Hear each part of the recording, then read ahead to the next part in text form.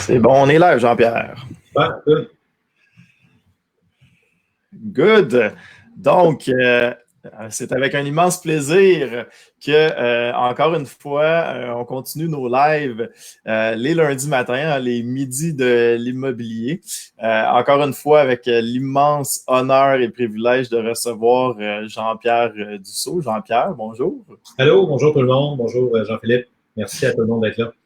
En plus, c'est le fun avec Jean-Pierre. On représente plus le Québec en général. Jean-Pierre dans la région de Québec et moi plus dans la région de Montréal. Donc, on est super content, encore une fois, comme j'ai dit, de vous recevoir. Donc, je vais aller tout de suite avec les questions de pose ta question. Je vais juste copier ça ici. On avait un jeune homme qui s'appelait Frédéric qui nous a envoyé une belle question ici.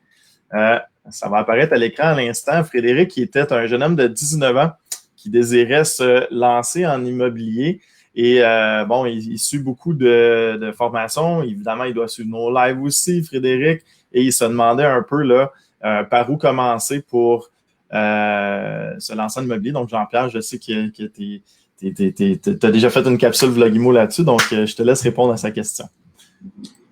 Ben, en fait, félicitations aussi de t'intéresser. Je pense qu'on aurait tous aimé avoir cet intérêt-là à 19 ans puis comprendre ce qu'on comprend souvent un peu plus tard. Jamais trop tard. Mais bravo, Frédéric. Ben, comme je le dis souvent, en fait, c'est d'y aller vraiment étape par étape. Donc, les lectures sont excellentes. Il y a beaucoup de stocks en ligne, que ce soit sur Vlogimo, même sur le site du club. Entre autres, un e-book là, qui est téléchargeable gratuitement en t'inscrivant sur la liste d'infolettres. Donc, il y a beaucoup de matériel quand même accessible. Moi, j'irais progressivement. Tu peux commencer avec des cours à la carte, IMO 101 ou encore la fin de semaine intensive, qui peut être une belle introduction. Dans les livres, évidemment, L'indépendance financière grâce à l'immobilier de Jacques Lépine, best-seller à 35 000 copies. Le livre sur les flips d'Yvan Cournoyer, qui ne concerne pas que les flips, beaucoup de concepts qui touchent aussi à l'acquisition et au fait de conserver, donc aussi à l'accumulation. Et après ça, ben, tranquillement, te familiariser avec ton secteur, commencer à savoir calculer, donc progressivement arriver à un cruncher, donc qui est aussi offert par le club. Et à ce moment-là, développer tes réflexes de rentabilité dans ton secteur, combien tu devrais payer, un 3,5, un 4,5, un 5,5. C'est qu'est-ce que tu vises comme MRN, multiplicateur de revenus nets, ou à l'inverse comme TGA, c'est le même calcul, c'est simplement à l'inverse. Et te mettre dans l'action. Donc, visiter, contacter, ça peut être des courtiers, ça peut être des propriétaires, ça peut être tout ce qui apparaît au registre foncier du Québec. Donc, commencer à te mettre dans l'action, mais poursuis ta formation pour éviter des erreurs coûteuses. Entre autres, éventuellement, tu vas devoir présenter des offres d'achat. Ça prend un cours sur comment rédiger des offres d'achat et éviter des pièges. Donc, vraiment progressivement, puis il n'y a pas de partage en peur, pas de viser le coup de circuit à 75 logements dès le départ. On voit des grosses erreurs se commettre. Et encore une fois, rester dans un secteur que tu connais. On pourra en parler un petit peu plus tard des secteurs. On en a discuté la semaine dernière, on va y revenir aujourd'hui. La sagesse de, bon, je dirais pas maître parce qu'on n'a pas le droit, c'est une appellation contrôlée, mais disons maître, je vais le dire quand même, maître Dussault. Merci. Puis en passant, juste pour dire, là, pour les gens, je tiens un peu la caméra ici, et juste pour dire avec les pour les gens, là, moi je me forme encore, je sais pas, je peux pas parler pour toi, Jean-Pierre, mais est-ce qu'on lit encore des livres, je vais encore suivre des formations un peu partout. On apprend énormément et un conseil en immobilier, et bravo d'être là parce que si vous prenez un petit conseil qu'on vous donne aujourd'hui dans l'heure du lunch, vous allez avoir un retour sur investissement qui va être extraordinaire. Donc, continuez à vous former, c'est vraiment, vraiment important. C'est, tant qu'à moi, le meilleur retour sur investissement que vous pourrez jamais faire. Donc, voilà. Pour juste rajouter un petit grain de sel. On avait David qui avait une question, donc JP, donc j'imagine Jean-Pierre, Jean-Philippe. Afin de faire ton take-out en un an, quelle est la stratégie d'optimisation? Est-ce que tu donnes des quittances aux locataires en échange d'un montant? Ça doit être difficile avec le taux de vacances si bas dans la région de Montréal. Ou tu rénoves et tu t'entends avec eux pour augmenter le loyer ou mélange de tout ça. Ben, c'est sûr qu'il y a un mélange de tout ça, David. Dans le fond, tu sais, quand on va rénover un logement, moi, j'ai toujours une pensée gagnant-gagnant. OK? C'est vraiment important, David, là, c'est qu'il faut que tout le monde gagne. Tu sais, il y a des mauvais locataires, mais il y a également des mauvais propriétaires qui vont être un peu sans scrupules. J'en suis pas un et j'enseigne pas à être un non plus. C'est vraiment une question d'un côté humain où est-ce qu'on veut aller chercher une plus-value dans le logement, mais on veut pas non plus pénaliser le locataire. Donc, on s'entend pour une prime de départ, c'est définitivement la méthode que je préconise. Du moins, si le locataire est gentil. C'est sûr que moi, je crois beaucoup au karma. Donc, si on a un locataire qui est difficile, dans ce cas-là, on peut utiliser d'autres stratégies. Mais principalement, non, ça serait vraiment de s'entendre et de pouvoir recroiser quelqu'un dans la rue. Il y avait quelqu'un dans la semaine des millionnaires qui disait ça. Moi, les locataires avec qui je négocie, je les croise dans la rue. Je fais un high five, on est content de se voir. C'est le genre d'entente que j'aime avoir avec les gens pour la négociation. Et dites-vous, juste pour commencer à réfléchir à combien vous faites d'argent justement quand vous rénovez un appartement. Là. Si on prend un multiplicateur de revenu net de Montréal, le fois 20, là, donc on y va un petit peu plus avancé. Là, si les débutants, vous ne me suivez pas, c'est normal. Mais multiplicateur de revenu net de 20. Imaginez juste si, par exemple, le locataire, il quitte l'appartement, vous le rénovez et vous réussissez à augmenter le loyer, je ne sais pas, de 200 $. Ben, le 200 $ que vous faites de plus par mois, c'est 200 $ net dans vos poches. Donc, 200 $ fois 12, c'est 2400. Donc, 2400 $ de plus net à la fin. Et si on a un MRN, multiplicateur de revenu net de 20, bien, on multiplie ça par 20. Donc, en réalité, votre équité, votre bâtiment a augmenté de 48 000 $. La valeur du bâtiment a augmenté de 48 000 $, okay, avec une augmentation de 200 $ par mois. Okay? Est-ce que vous avez mis 8 000, 10 000 $ en rénovation? Je ne sais pas. Mais après ça, si vous avez donné 5 000 $ je ne sais pas, au locataire pour un départ, ben, vous êtes quand même positif. Mettons que ça a coûté 8 000 en réno, vous êtes à 40 000, vous avez donné 5 000 au locataire, vous êtes plus 35 000 $ pour le départ et le locataire est sûrement content d'avoir reçu cette prime-là.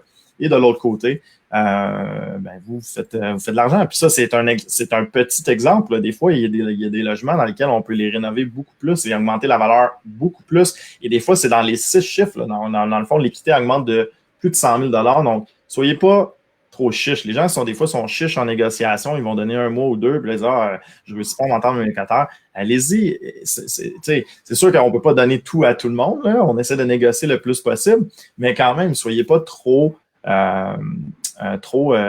gratte-sous là-dessus, parce que de l'autre côté, vous en faites beaucoup d'argent. Donc, j'espère que ça répond à la question. Encore une fois, je le répète, je ne veux pas enseigner aux gens à être des mauvais propriétaires. Il y a des mauvais locataires, des mauvais propriétaires. Je vais vous enseigner d'être des bons propriétaires dans lesquels on sort une relation gagnant-gagnant avec les locataires. Je ne sais pas si Jean-Pierre, tu avais une petite bonification ou on passe à la prochaine question. Oui, quelques petits points parce que ça revient souvent. Hein? On achète, on veut optimiser, on achète souvent des problèmes qu'on veut régler. Quelques petits points. Faites parler. Mettons que vous achetez un 6 logements. Allez rencontrer les locataires et faites-les parler. C'est quoi vos plans? C'est quoi vos projets? Qu'est-ce qui s'en vient pour vous? On va se sauver parfois de certains règlements en argent juste en les écoutant. Parce qu'ils vont nous dire, ben là, nous, on cherche une maison, tout ça. Et à ça, je réponds, ça a de la valeur, là, ce que je vais vous dire, ça a de la valeur aux yeux d'un locataire. Écoutez, vous pouvez quitter en tout temps sans pénalité.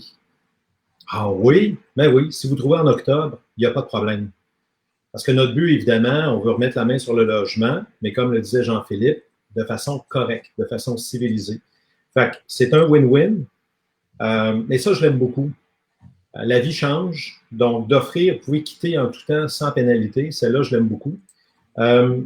Après ça, vous allez vous apercevoir qu'il y a beaucoup d'immeubles très mal gérés au Québec. Donc, quand vous allez en acheter un, si vous êtes ici ce midi avec nous, c'est que vous avez une volonté de bien faire, une certaine rigueur aussi en affaires. Donc, vous allez vous apercevoir qu'il y avait souvent beaucoup de laxisme, beaucoup de laisser-aller dans la gestion précédente. Fait que des logements payés en 3 versements par mois, des loyers en retard, toutes sortes d'affaires. Et là, vous allez dire, écoutez, ça vient de changer. Le party est terminé, il y a une nouvelle gestion ici. Donc, nous, c'est le premier. Sinon, malheureusement, vous nous contraignez d'ouvrir un dossier à la régie. Puis ça aussi, je fais une petite parenthèse. Prenez pas des commentaires comme « Hey, t'es bien chien, comment ça? » Votre comportement fait en sorte qu'on devra réagir. C'est pas par plaisir qu'on va à la régie ouvrir des dossiers pour paiement fréquemment en retard ou résiliation pour non-paiement. C'est suite à votre comportement. Fait que juste des fois, cette rigueur-là, il y en a qui ne se sentiront plus super bien et vont quitter d'eux-mêmes sans devoir, encore une fois, payer. Dernière chose, c'est les rénovations. Vous achetez votre 6 logements, il y a un logement qui est vacant, puis en passant, une autre parenthèse là, qui ajoute, je pense, là, de la valeur à la réponse, c'est si vous achetez et qu'il y a un logement vacant, de grâce, demandez pas au propriétaire de le relouer. Il n'y en a absolument rien à foutre. Il va mettre à peu près n'importe qui. Bart Simpson, puis après ça, c'est vous qui allez être pris avec Bart Simpson.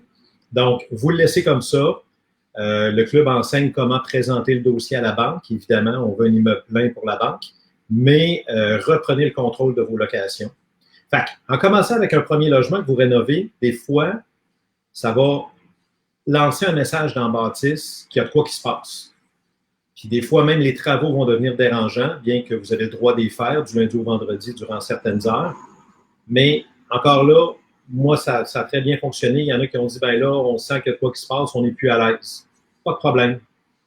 Donc, ma réponse complète, celle de Jean-Philippe, que parfois, ça prend des règlements en argent, puis d'autres fois, naturellement, comme je vous dis, juste en les écoutant, juste par une gestion plus rigoureuse ou avec des rénovations, vous changez votre clientèle.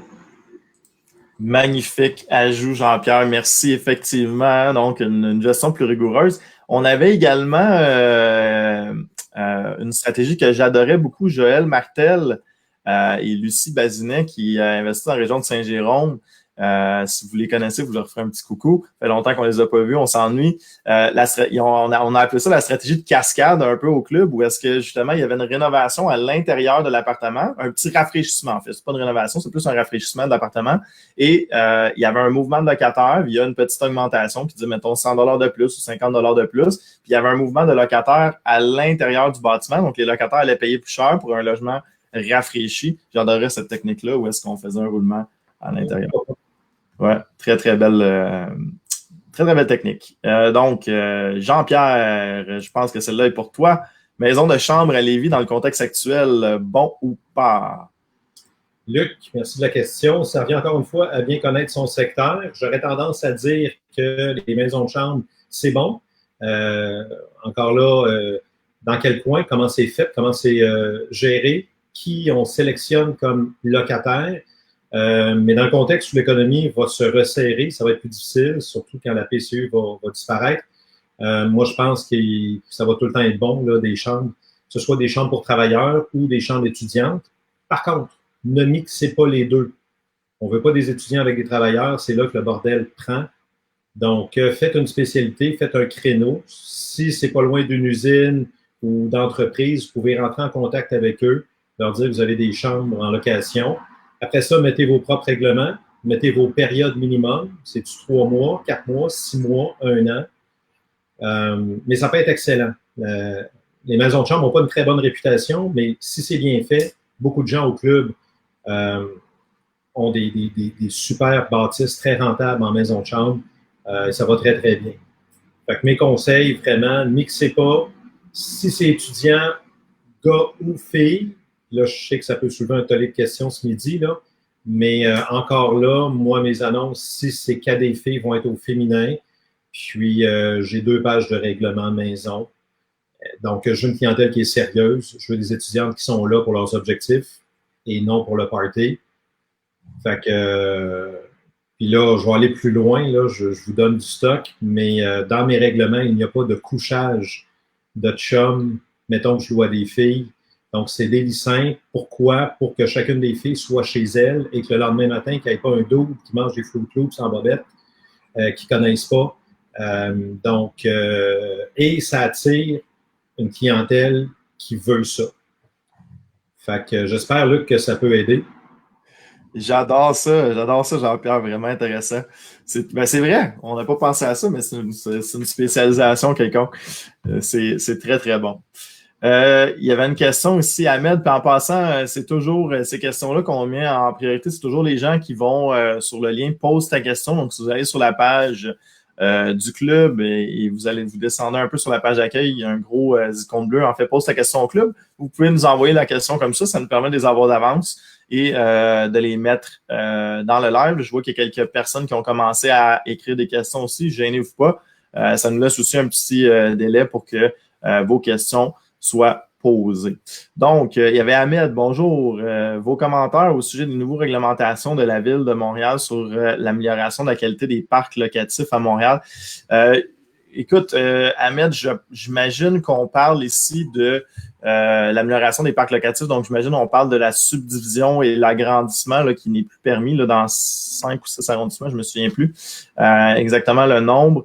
En passant, il y a une belle organisation qui se fait. Si jamais vous voulez contacter Michael Courrier, là, prend un peu en charge tout ça, en fait, notre riposte par rapport à ça. Donc, certains arrondissements maintenant qui empêchent la subdivision de logements et l'agrandissement de logements. Encore une fois, des fois des mauvais proprios.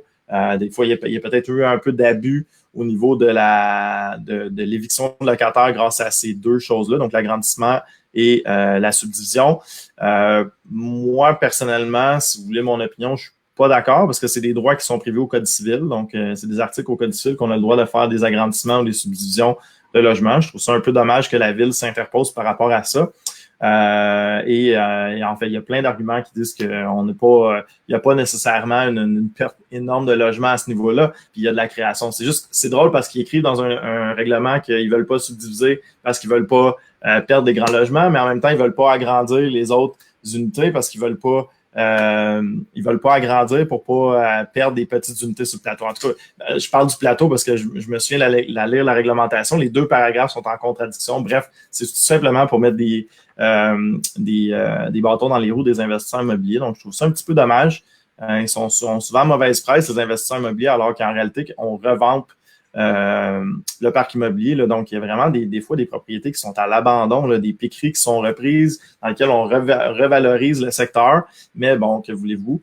Pas tout le monde qui partage les mêmes opinions. Donc, au niveau de l'investisseur immobilier, est-ce que ça change quelque chose? Ça va changer quelque chose pour les gens qui vont vouloir faire des conversions de duplex en unifamilial, par exemple, sur le plateau. Est-ce que ça change quelque chose dans le contexte de la détention?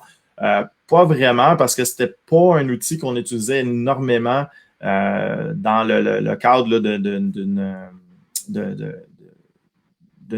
je veux pas dire ça, mais j'aime pas utiliser ce mot-là, mais évincer un locataire, c'est pas quelque chose qui était tant utilisé. Moi, je préfère toujours la négociation win-win. Donc, dans le 6 logements et plus, moi, ça me touche pas tant.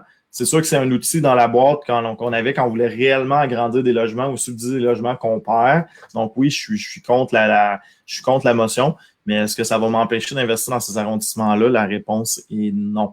Ahmed. J'espère que ça répond à ta question. Encore une fois, Michael Courrier, je ne sais pas s'il y a un site quelconque, mais si vous cherchez aussi, PMML a publié justement une vidéo avec Michael qui expliquait cette position-là. Donc, si vous voulez appuyer la cause, allez-y. Donc, on est en train également de partir une campagne de financement également pour lever des fonds pour justement se débattre par rapport à ces règlements-là, qui, encore une fois, je le répète, briment des droits au Code civil, là, qu'on a le droit. Donc, voilà. Je ne sais pas si Jean-Pierre, c'est plus dans la région de Montréal, Jean-Pierre, mais...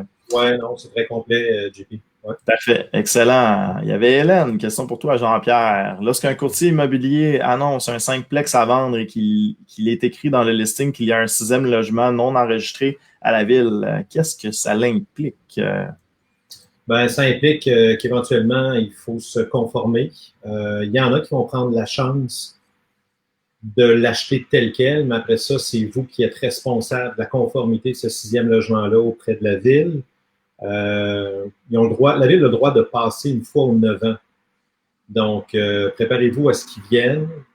Je sais qu'il y en a qui sont plus cow-boys, ils vont essayer de dissimuler le 6e logement, vont mettre un cadenas, vont dire que c'est du storage, vont demander au locataire de quitter cette journée-là. Ça vous appartient, mais si vous voulez le rendre conforme, vous pouvez le mettre en condition sur votre offre d'achat que la personne doit faire la modification à la ville. C'est sûr que préparez-vous à ce que le compte de taxes foncières augmente de 5 à 6. C'est pour ça qu'il y en a qui vont vouloir le garder comme ça. Mais après ça, ça dépend de votre tolérance comme investisseur. Donc, Hélène, si tu as la couenne solide et que ça ne te dérange pas, je le négocierai en 5. Je l'achèterai comme un 5.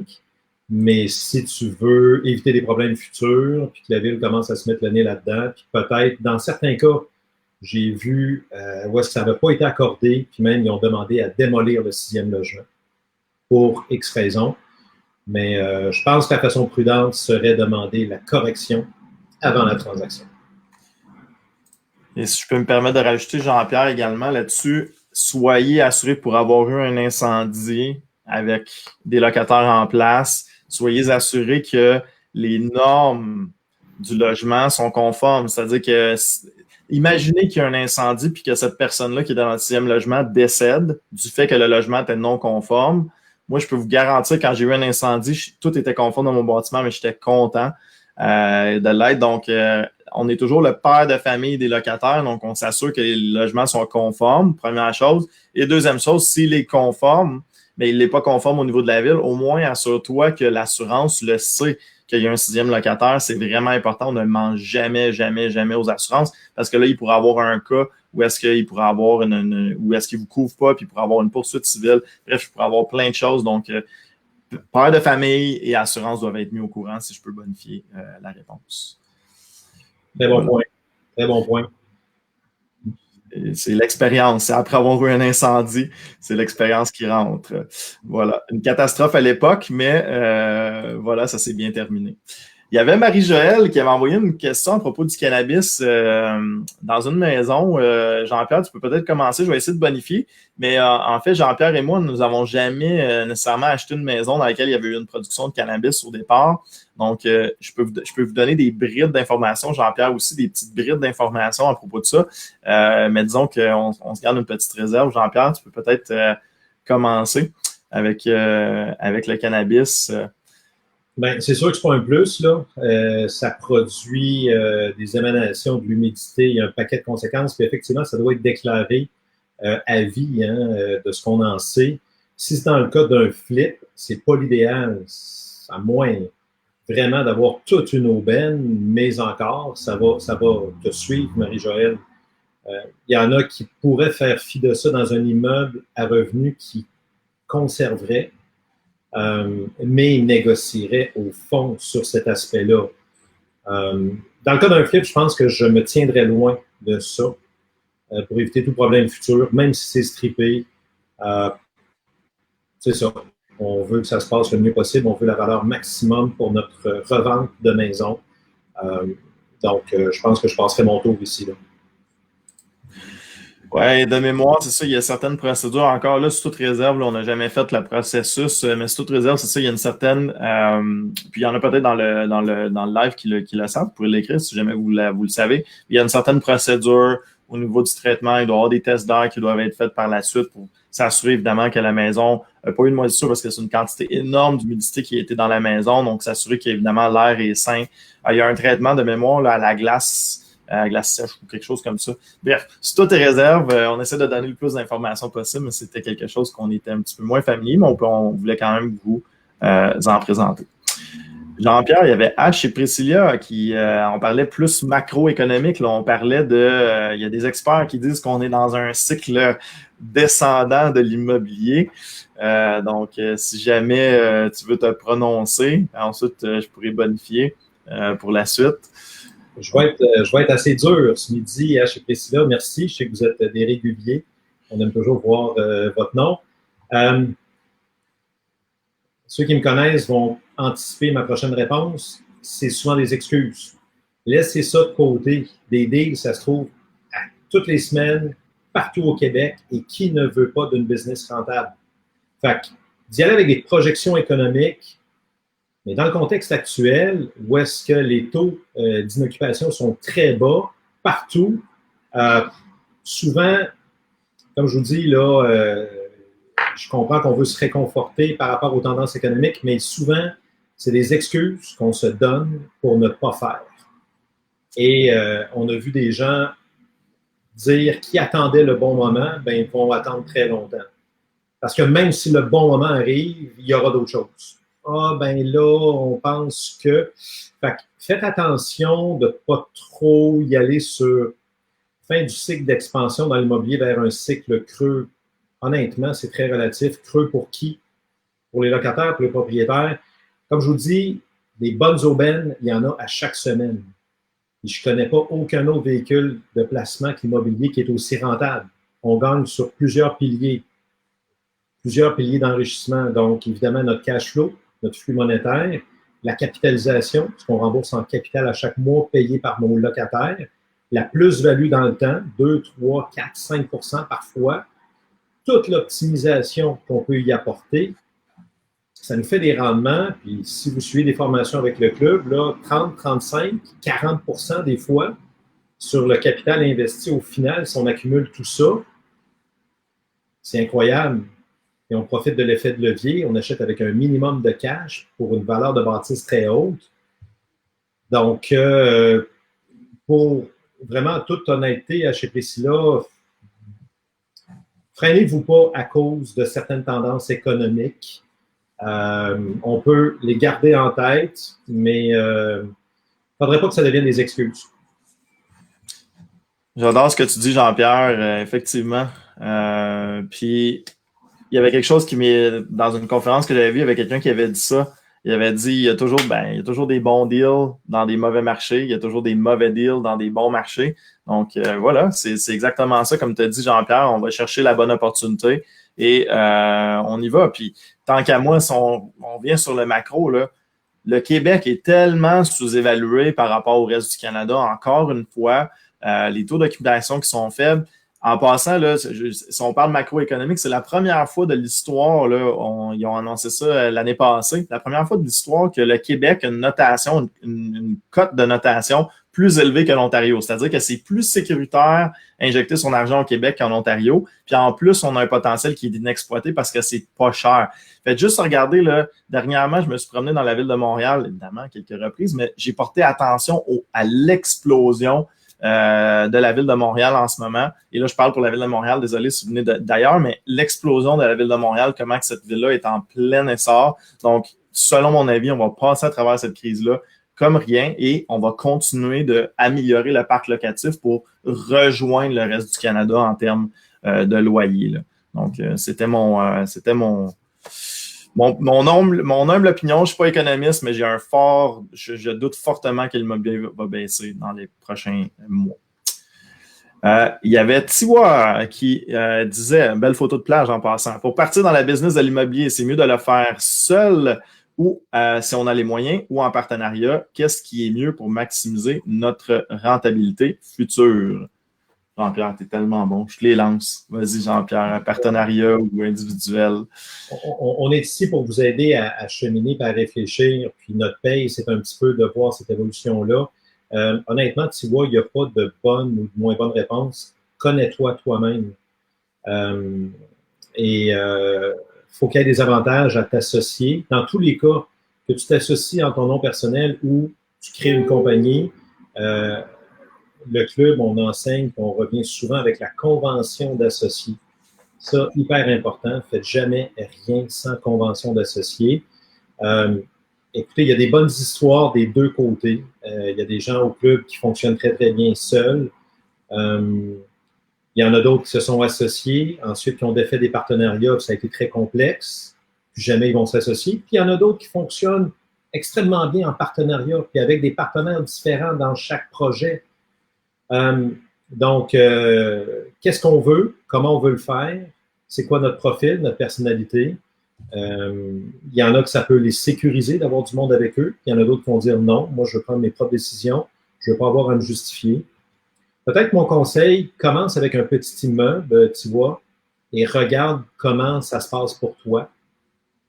Ça peut être un plex, 4 et moins, un 5, un 6, et regarde comment ça se passe. Si tu as la capacité, puis l'autre chose, on peut donner en gestion. Des fois, il y en a qui disent, je vais m'associer avec un gars, un entrepreneur général, je vais m'associer.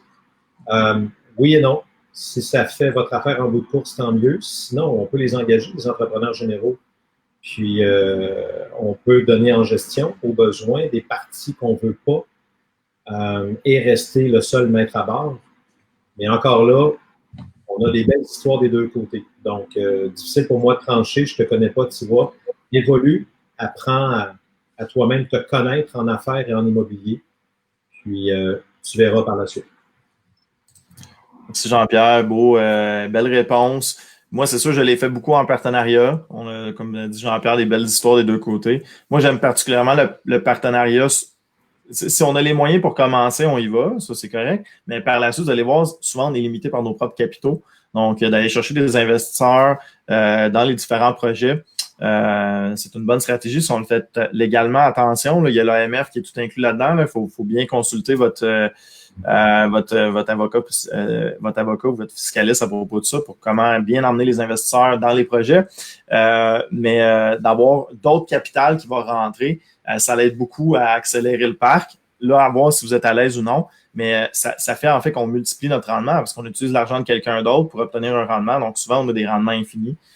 Moi, j'ai adoré cette méthode-là, puis je remercie beaucoup mes investisseurs de m'avoir fait confiance dans tout ça parce que ça permet une excellente progression là, dans l'investissement immobilier. Mais comme dit Jean-Pierre, il y a les deux histoires possibles. Il y avait Sandra en régie qui a mis le lien GoFundMe qui était justement le lien là, pour si jamais ça vous intéresse de défendre là, à propos des arrondissements à Montréal là, pour les réglementations. Donc, si jamais vous avez le lien, si jamais vous voulez y aller, c'est possible. Je ne sais pas, Jean-Pierre, est-ce que tu as déjà utilisé Réno Assistance ou voyons, j'ai le programme là, de rénovation, il y avait une subvention avec ça. Il arrive avec un ventilateur chez vous, puis ensuite, il teste la maison, il teste les composants de la maison. Je ne sais pas si tu sais de quoi je parle. Oui. C'est Réno Climat, c'est ça? C'est-tu Réno Climat? Me semble. Moi, celui que j'ai utilisé, c'est des conversions de chauffage avec des réservoirs d'huile mazout, où est-ce que là, il y a des belles subventions. Mais sinon, Réno Assistance, pour ceux qui ne savent pas, c'est un genre de courtier qui va prendre vos problèmes et qui vont vous sortir les meilleurs entrepreneurs, ceux qui sont inscrits à Réno Assistance, dans votre secteur selon le chantier. Vous voulez refaire une salle de bain, bien, ils vont vous référer. Eux autres, ils prennent évidemment une petite commission là-dessus. Encore là, il y en a qui m'ont dit que ça a bien été. D'autres préfèrent travailler directement avec des entrepreneurs par référence, vont sortir 3 soumissions, c'est ce qu'on recommande au club, puis vont y aller avec ce qui leur semble le mieux. Donc, parfait. C'est un peu la question de Benoît. Justement, il y a un problème d'isolation. Est-ce qu'on y va avec Réno Assistance ou non? Pourquoi pas? Tu sais, tu peux toujours aller appeler, voir si ça se fait. Mais c'est ça, je pense que c'est Réno Climat, Benoît. Aux questions d'isolation et tout, là, regarde, pour avoir des subventions, ça pourrait peut-être être intéressant. Il y avait Liz qui avait une question, notre question typique. Vente sans garantie légale, quel type de recours a-t-on droit éventuellement en cas de problème? S'il vous plaît, merci. Jean-Pierre, je te laisse encore la parole en premier. J'adore tes réponses. Bon, merci. Ben, effectivement, c'est une question qui revient souvent. Il y a 5 à 10 ans, je vous dirais, ça valait un certain pourcentage. Quand c'était vendu sans garantie légale, on enlevait 7, 8 jusqu'à 10% du prix. Maintenant, en 2020, c'est standard. La plupart des gens vendent sans garantie légale. Ils veulent passer à d'autres choses, c'est terminé, la vente de leur immeuble. Les recours, il n'y a pas beaucoup de recours. Celui qu'on connaît, c'est évidemment, c'est le vice caché. Donc, c'est de connaître quelque chose, de ne pas l'avoir divulgué. Et après ça, vous avez le problème, une fuite, un toit qui coule, et vous êtes capable de démontrer qu'il le savait et qu'il ne l'a pas déclaré. Donc, ça, il peut y avoir des recours. Mais mis à part ça, si ça a été déclaré et que tout est clair, faut pas se soutrer là, que c'est vendu sans garantie légale. Ça devient pas mal la norme en 2020. Mais comme je vous dis, s'il y a un mensonge, là, un dol, ou encore un problème qui n'a pas été déclaré, mais qui le savait, on est capable de prouver. Des fois, on ouvre, on a la date du matériau, on est capable de... Même il y en a dans le club, ils ont fait venir un entrepreneur. Ben oui, je suis venu il y a 2 ans à cet endroit-là. Aïe, aïe, aïe. Là, c'est sûr que votre vendeur est en problème. Mais sinon, comme je vous dis, vendu sans garantie légale au risque et péril de l'acheteur, c'est relativement courant maintenant. Faites toujours, si je peux complémenter, Jean-Pierre, faites-le inspecter quand même si vous êtes en vente sans garantie légale. C'est important. Un, pour la négociation, ça permet de négocier. Et deux aussi, ça permet, si en cas de litige, vous avez fait votre devoir en tant qu'acheteur, vous avez fait évaluer le bâtiment. Et pour être franc, pour être moi-même rentré une fois en poursuite pour vice caché, là, c'est extrêmement coûteux, puis on retourne vraiment très, très peu du coût réel, là, parce qu'on est engagé dans toutes sortes de frais, il y a une négociation à part qui est faite. Donc, on n'a pas énormément d'argent là, qui est reçu là-dedans. Donc, assurez-vous de faire vos devoirs avant le plus possible là, avec l'inspection. Exigez une déclaration du vendeur, même si c'est sans garantie légale également. En exigeant une déclaration du vendeur, ça protège le vendeur justement dans le cas où il divulgue ce qu'il sait. Donc, qu'est-ce qui a été divulgué en vente sans garantie légale, il n'y a plus de recours. Donc, déclaration du vendeur, il divulgue, puis en même temps, ça vous permet aussi de connaître les problèmes. Donc, les deux choses, déclaration du vendeur puis inspection, qui sont assez importantes. Jean-Pierre, ça, c'est une vraie question pour toi. Alex, Vanet, quels sont vos conseils actuels pour valider nos futurs locataires pour la location d'une maison résidentielle? Est-ce qu'il est possible que le locataire veut déjà louer pour plus qu'un an? Donc, j'imagine il y a deux questions, validation, puis est-ce qu'on peut louer sur plus qu'un an la maison? Ben, on le répète souvent, autant que Jean-Philippe disait, on n'achète jamais sans inspection, on ne loue jamais sans une enquête de crédit, une demande de location, appelez ça comme vous voulez. Donc, si vous êtes membre Corpic, Proprio Enquête, bien sûr. Sinon, il y a des firmes comme Oligny Thibodeau au Québec. Donc, vous allez payer par rapport. Et dans le cas d'une maison, j'irais sur la totale, donc le plumitif, le dossier de crédit, j'irais vraiment sur l'enquête complète. Attendez-vous à payer cinquantaine de dollars, 50 à 75 dollars. Mais ça vaut la peine. Une maison, c'est pas rien. Puis, bien important, définissez, une fois qu'ils seront qualifiés, que vous aurez tout vérifié, vous allez signer le bail. Alex, bien important de définir qui fait quoi dans la maison. Il y a énormément d'entretien contrairement à un immeuble à revenus, à un logement. La maison, qui s'occupe du déneigement, la tonte de gazon, qui s'occupe de vider les gouttières à l'automne. C'est toutes des clauses que vous êtes capable de mettre dans le bail ou en annexe. Pour clarifier. Évidemment, mettez l'énergie à part. Hein. Une maison, on ne veut pas avoir le compteur à nos frais, ça c'est clair. Puis, même si vous signez plus qu'un an, au niveau de la régie, c'est des beaux 12 mois. En fait, évidemment, quelqu'un qui veut signer plus longtemps veut se protéger des augmentations futures, généralement. Mais je pense qu'au niveau légal, on revient à des beaux 12 mois vis-à-vis de la régie. Donc, moi, j'irais comme ça. Puis évidemment, renouvelable, là, envoyez vos avis d'augmentation avant le 31 mars. Augmentation selon les moyennes du secteur. Mais bien important, là, faites vos devoirs avant pour éviter des cas comme on a vu dans le temps des fêtes au Québec, là, des démolitions de maisons.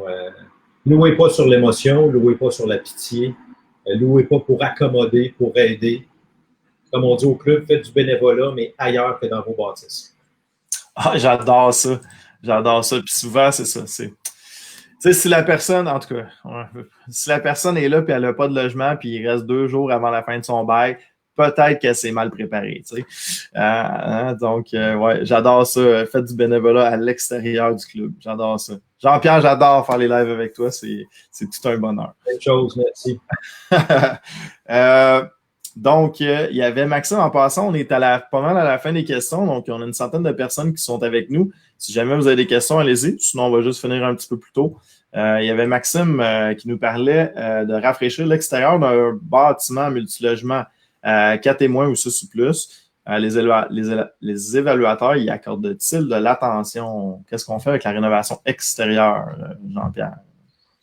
Bien, dans le cas du cas témoin, on est en financement résidentiel, on va être sur des comparables, un peu comme une maison unifamiliale. Donc, l'argent qui a été mis à l'extérieur va jouer sur l'évaluation de l'immeuble comme tel. Dans le cas de 5, 6 en montant, on est sur des valeurs économiques. Donc, en théorie, rafraîchir l'extérieur, changer les parements, la toiture, tout ça, selon le formulaire de calcul de la régie, vous auriez le droit d'attribuer une partie, c'est pas immense, mais une partie de ces augmentations-là aux locataires. Mais il n'y a pas de bénéfice réel pour eux on n'a pas amélioré le logement, on n'a pas refait une cuisine, une salle de bain, des planchers. Donc, pour répondre à la question, si ça vaut la peine de rafraîchir, dans le 4 et moins davantage, dans le 5 et plus, ben forcément, c'est de l'entretien qui va faire partie à un moment donné des choses qu'on aura à faire pour garder son investissement. Mais je pense que l'impact va être plus fort dans le 4 et moins, compte tenu qu'on va évaluer les matériaux, la valeur, comme une maison unifamiliale. Bon, on a mis telle toiture, on a mis telle portée-fenêtre. Mais de façon économique comme telle, comme je vous dis, on peut le rentrer dans le formulaire de calcul, mais c'est pas immense, là. C'est un petit pourcentage. Merci Jean-Pierre. Pendant que je bonifie un peu la question, si jamais vous avez des questions, allez-y. Gênez-vous pas parce qu'on est rendu au bout de nos questions. Donc, effectivement, bon point Maxime. Moi, à chaque fois que j'investis dans un immeuble, je me dis, est-ce que ça va me permettre d'augmenter mon revenu net? Donc, c'est tout le temps la question que je me pose. Est-ce que ça va me permettre d'augmenter mes revenus nets? Ou évidemment, l'entretien, comme tu disais, Jean-Pierre, c'est sûr qu'à un moment donné, il y a de l'entretien normal.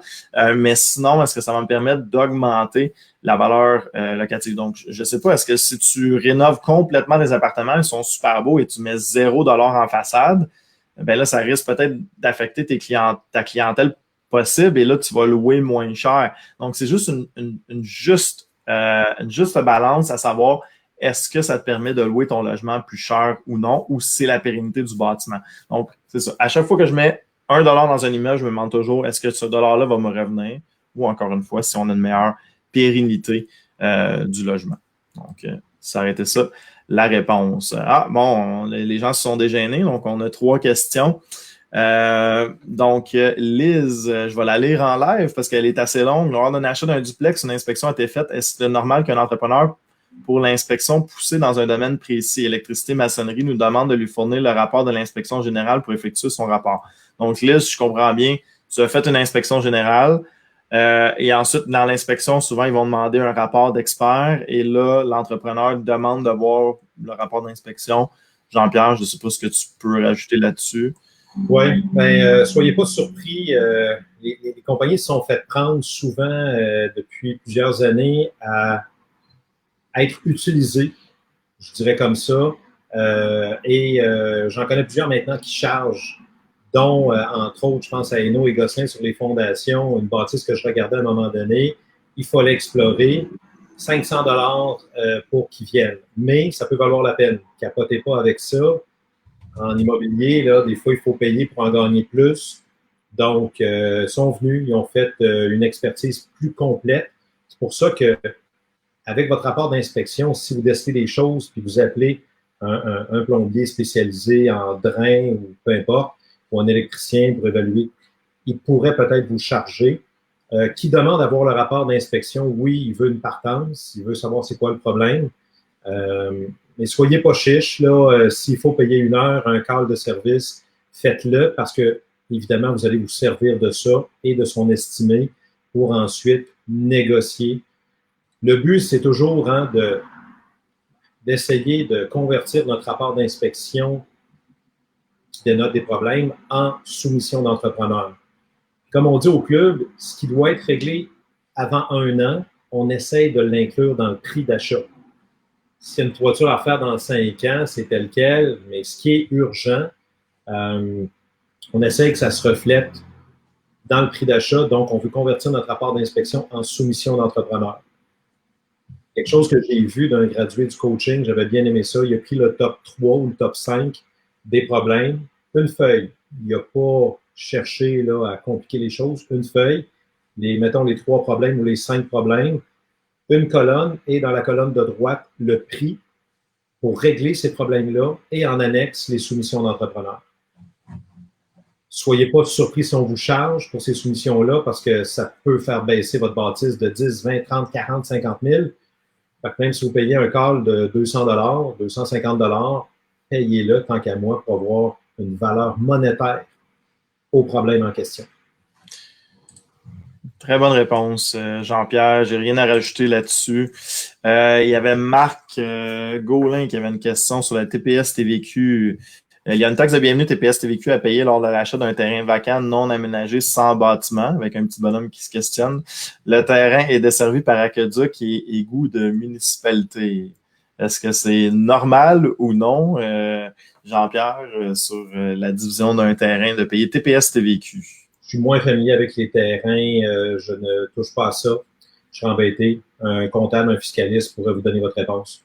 Je peux le rajouter si jamais je peux ajouter. En fait, Marc, ça dépend de la division des terrains, Marc. Donc, l'entrepreneur, qu'est-ce qu'il a pris? Est-ce qu'il a pris un immense terrain, il l'a divisé en plusieurs lots? S'il l'a divisé en plusieurs lots, généralement plus que 2 lots, là, quand on divise plus que 2 lots, c'est TPS-TVQ. Donc, évidemment, il le charge à la transaction, que ça soit résidentiel ou non. Donc, l'entrepreneur, lui, paye sa TPS-TVQ, donc la charge à la vente. Donc, quand que c'est un gros lot divisé, ça va être malheureusement TPS-TVQ. Si on a juste une transaction, puis encore là, allez voir votre fiscaliste parce qu'il pourrait arriver certaines situations, mais en règle générale, quand on a une maison, on subdivise le terrain à côté, là, il n'y aura pas TPS-TVQ parce qu'on n'en fait pas un commerce en tant que tel, mais quand on en fait une activité commerciale, dans le cas d'un entrepreneur qui achète des lots, fait les rues, divise, même si c'est résidentiel, c'est TPS-TVQ.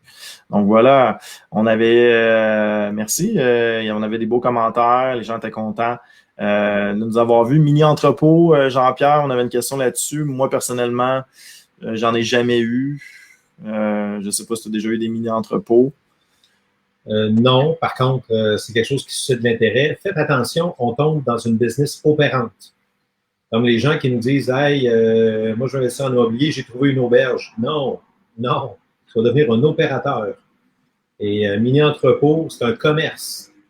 Donc, on fait attention. On veut peut-être être celui qui achète la bâtisse industrielle pour l'allouer entièrement à un opérateur qui, lui, va subdiviser en mini-entrepôt, qui va devenir notre locataire. Mais de l'opérer comme tel, il faut voir, il faut monter un plan d'affaires, il faut regarder les chiffres avec les dépenses.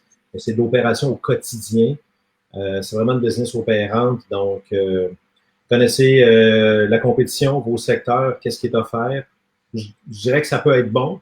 La vie change tellement, il y a des séparations, tout ça, les gens veulent stocker.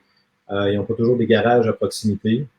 Fait que selon les secteurs, j'aime bien les mini-entrepôts, mais comme je dis, c'est une business opérante. C'est très, très, très actif. Donc, beaucoup moins que l'immobilier dans certains cas. Parfait. On avait, je vais la généraliser, William, parce que c'est une question en fait, je vais la généraliser, William. Que penses-tu du secteur XXX? Investirais-tu dans le secteur XXX? Donc, je vais te laisser, Jean-Pierre, répondre à ça. C'est une question qu'on reçoit 1000 fois par jour. Donc, vas-y, Jean-Pierre, investirais-tu, toi, là-bas? Bien sûr, mais je deviendrais un king de Trois-Rivières. Je serais expert. Je connaîtrais tous les secteurs, les rues, qu'est-ce qui est bon, qu'est-ce qui n'est pas bon. Donc, tous les secteurs sont bons. Puis, dans le club, là, on a des succès à Shawinigan, à Trois-Rivières, à Saint-Jérôme, à toutes sortes de coins qu'il y en a qui, a priori, diraient « Ah, ben, c'est peut-être plus difficile. » ou « Soyez juste bons. » Puis, j'aurais une question pour vous à ce sujet-là. Combien vaut un 4 logements? Je suis sûr qu'après, vous allez me dire à quel endroit. C'est clair. Donc, est-ce qu'un 4 logements à Trois-Rivières à 200 000, c'est trop cher? Est-ce qu'un 4 logements sur le plateau Mont-Royal ou le quartier Montcalm à 1,2 million, c'est trop cher? C'est vous qui allez y répondre selon, évidemment, les revenus, selon vos capacités d'optimisation, selon le secteur. C'est quoi le taux de vacances à Trois-Rivières? C'est quoi le revenu moyen, le taux de chômage, l'état du parc immobilier? Il y a des coins comme Sainte-Cécile, là, c'est pas beau à Trois-Rivières, là. Fait qu'a priori, quelqu'un qui vient pas de là va dire « Wow, toute une aubaine! Est-ce que c'en est une réellement? » Donc, deviens bon. Qui nous pose, c'est William. Deviens bon, s'il te plaît, à Trois-Rivières. Puis comme je disais la semaine passée, ayez rapport dans les secteurs où vous investissez, sinon vous allez perdre de l'intérêt. Si tu ne passes pas par Trois-Rivières, si ta blonde, ou peu importe, tes amis n'habitent pas là, ou si tu n'as pas rapport, il faut quasiment que tu te crées une connaissance de ce secteur-là partant de zéro, ça peut être tough. Il y en a qui vont s'associer avec quelqu'un de la région peut-être. Mais faites attention d'évaluer des projets avec vos yeux de votre secteur. Je pense entre autres à quelqu'un qui a fait un flip dans la région de Québec. Il n'a pas suivi de formation avec le club. Lui venait d'un secteur, je peux vous les nommer, les secteurs venaient de Sainte-Foy. Donc, pour lui, un bungalow, c'était 350-400 000. Il a investi dans le secteur de Beauport, en banlieue aussi de Québec. Puis, il pensait qu'à 200 000, il faisait une aubaine en achetant un bungalow. Donc, il a mis un 30-40 000 en rénovation. Il n'a jamais réussi à le revendre. Pourquoi? Parce qu'il aurait dû payer 150 000 son bungalow. Donc, tout est relatif. Connaissez ce que vous achetez, connaissez vos potentiels d'optimisation, vos clientèles. Puis à ce sujet-là, mon parc immobilier est Québec Centre-Ville. Je bouge d'1 kilomètre. C'est évidemment, c'est assez dense, mais je bouge d'1 kilomètre. Je ne loue plus au même prix. Je n'ai plus la même clientèle. Ce n'est pas la même approche. Donc, deviens fort. Si tu veux choisir Trois-Rivières, deviens vraiment un kingpin de Trois-Rivières. J'adore ça, Jean-Pierre. Et si je permets de bonifier, même pas sur la question, on a eu la question sur les mini-entrepôts, on a eu la question sur les maisons de chambre, on a la question sur le Plex. Hey, ferais-tu ça, toi, tel type d'investissement? Ou ferais-tu ça, toi, tel type d'investissement? Ou t'achèterais-tu ça, tel type de problème? Devenez un expert. Devenez un expert du type d'investissement que vous devez faire. Et sous toute réserve de ma connaissance en immobilier, les gens qui réussissent le plus sont des gens qui se spécialisent dans un secteur, se spécialisent dans un type de bâtiment aussi, parce qu'ils vont développer des connaissances, une performance accrue dans ce type d'investissement-là. Donc, voilà, c'était mon petit bonus qui était en fait à part, là, William, là, mais ça le disait. Donc, 12h54, on n'a plus de questions, ça a bien tombé, on est à peu près terminé. J'en profite pour vous annoncer en fait que le coaching va recommencer les formations en salle à partir du 21 août. On est tout excités, on a hâte de voir des gens. Pas que j'aime pas mon ordinateur, mais ça fait un bout là. On a le goût d'enseigner en personne, je suis sûr pour toi, Jean-Pierre, également. Hâte de réenseigner en personne, d'avoir la vibe du groupe. Donc, les formations le 21 août, ça recommence en salle selon toutes les normes établies par le gouvernement. Et on a également le début du coaching, les cohortes à Montréal. Donc, le 12 septembre, on a une cohorte Fast Track qui va être en ligne et on a une cohorte également en personne qui va débuter. Donc, les deux la même journée. Toutes les liens d'inscription sont sur le site clubimmobilier.ca. Je ne sais pas si Sandra Régie, tu peux mettre les différents liens pour les différents coachings. Et également Québec, le 26 septembre. Donc, le coaching va débuter là-bas. On n'a pas encore le lien d'inscription. Ce n'est pas encore sur le site. Ça va l'être prochainement. Donc, surveillez ça. Abonnez-vous à notre infolette. Donc, 12 septembre à Montréal, en ligne en personne. À Québec, 26 septembre. Pour le coaching et encore une fois, début des formations en personne le 21 août. Yeah! On a bien hâte à ça. Donc, voilà. On va voir si on a un prochain dîner live pendant les vacances de la construction. On n'a pas discuté de ça encore avec la haute direction du club. Mais si on est là, ça va nous faire plaisir de vous avoir ou on prend peut-être une pause pendant les vacances de la construction à voir. Mais bref, on va garder ça. C'est une belle formule, puis on est toujours content de vous voir, puis une centaine de personnes, toujours fiers de vous avoir en entrevue. Jean-Pierre, un mot de la fin pour les gens? Un gros merci pour votre présence. Merci de suivre et d'être avec le club d'investisseurs, tant qu'à moi, la référence dans le marché depuis 2001. Merci à Jean-Philippe pour sa bonne collaboration et il est à la régie en même temps qu'il nous parle, qui organise les écrans, il organise le crawler que vous voyez en bas. Et un gros merci aussi à Sandra, qui est derrière, c'est elle qui coordonne ça, qui nous envoie les liens, qui place ça à l'horaire. Donc, c'est un travail d'équipe au club. Merci à tout le monde. Puis encore une fois, au plaisir de vous rencontrer, comme le disait Jean-Philippe. Yes, au plaisir. Puis en passant, les liens sont là. Donc, Sandra a mis les liens. Et encore une fois, si je peux finir là-dessus, Jean-Pierre, toujours un honneur de partager l'écran avec toi. Hâte de te revoir en personne, à 2 mètres de distance. Et sur ce, on vous souhaite une bonne semaine à tous. Bye bye. Bon succès. Salut tout le monde.